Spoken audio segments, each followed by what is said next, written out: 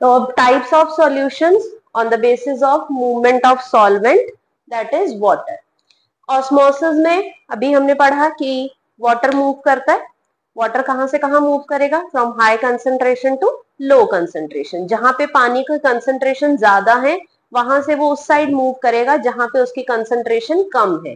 और हमने अभी ये भी पढ़ा कि उसमें ऑस्मोसिस में जो मूवमेंट होती है वो किससे होती है? Through semi permeable membrane.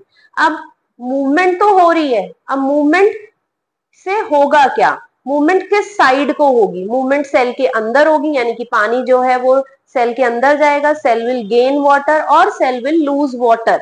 तो उस बेसिस पे हमने सॉल्यूशंस को डिवाइड किया हुआ है 3 टाइप्स में। Number 1 hypotonic, number 2 hypertonic and number 3 isotonic. तो हम पहले 1 बाय 1 एक को पढ़ते हैं डिटेल में। हाइपोटोनिक सॉल्यूशन वो सॉल्यूशन है जिसमें, अब देखिए मैंने यहाँ पे पहले एक आपको डायग्रामेटिकली समझाने की कोशिश की है। एक मैंने प्लांट सेल लिया, प्लांट सेल को मैंने एक हाइपोटोनिक सॉल्यूशन में रख दिया। वो सॉल्यूशन जिसमें वाटर की कंसंट्रेशन ज्यादा है as compared to the cell, यानी कि सेल के अंदर पानी कम होगा और जो आउटसाइड मीडियम है वहां पे पानी ज्यादा है। तो व्हाट आई कैन से कि मैंने सेल को किस में रख दिया? In pure water. जब मैंने सेल को प्योर वाटर में रखा, the cell will gain water. जो पानी है वो सेल के अंदर आ जाएगा and this is the hypotonic solution. The cell will swell, the cell will gain water. तो इसकी वजह से जो सेल है वो पानी को गेन कर लेगा। जैसे हम रेजिन्स को रखते हैं, रात को मम्मी क्या करती है? रेजिन्स को डिप करके रख देती है। सुबह जब हम उठ के देखते हैं तो रेजिन्स जो होती हैं वो स्वेल हो जाती है। रीजन क्या है उसका? क्योंकि जो रेजिन्स है, रेजिन्स को हमने कौन से सॉल्यूशंस में रखा? हाइपोटोनिक। रेजिन्स किशमिश, रेजिन्स को हमने किस में रखा? हाइपोटोनिक सॉल्यूशंस में रखा। हमने उसको किस में रखा? प्योर वाटर में रखा, जिसकी वजह से रेजिन्स ने वाटर को गेन कर लिया by the process of osmosis. Then come to the second type of solution, hypertonic. Hypertonic solution क्या होता है? जिसमें आउटसाइड मीडियम की जो कंसंट्रेशन है वो कम है।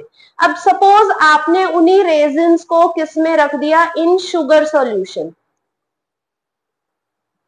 आपकी मम्मा ने आपको रेजिन्स दी और आपने क्या किया? आपने उस रेजिन्स को, वो जो स्वेल रेजिन थी, जो फूली हुई थी रेजिन, जिसने पानी को गेन किया हुआ था, अब उन्हीं रेजिन्स को अगर आप किस में रख देंगे? शुगर सॉल्यूशन में, या सॉल्ट, चीनी वाला पानी ले लो, नमक वाला पानी ले लो, अगर आप उसमें रख दोगे, आप क्या देखोगे?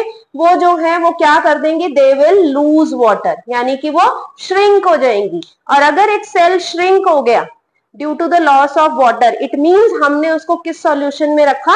हाइपरटोनिक सॉल्यूशन में। यहाँ आप देख रहे हैं कि मैंने इस सेल को जब हाइपरटोनिक सॉल्यूशन में रखा, इसका जो अंदर का जो प्रोटोप्लाज्म था वो सारा एक कॉर्नर में शिफ्ट हो गया।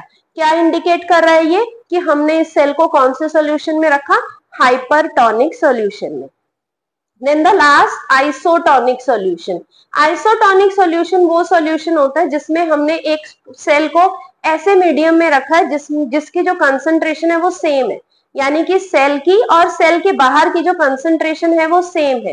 इस केस में सेल ना ही तो पानी को गेन करेगा ना ही लूज करेगा। तो इसका क्या मतलब हुआ? कि पानी जो है, जितना पानी सेल के अंदर एंटर कर रहा है उतना ही पानी सेल के अंदर से लीव करेगा, यानी कि जो नेट मूवमेंट है पानी की वो क्या हो जाएगी? Zero. There will be no net movement, और I can say net movement is zero. तो ये आपको यहाँ पे क्लियर हो रहा है, जो जितना पानी लूज कर रहा है उतना ही पानी वो गेन कर रहा है। तो सेल की जो ओरिजिनल शेप थी वही मेंटेन रही।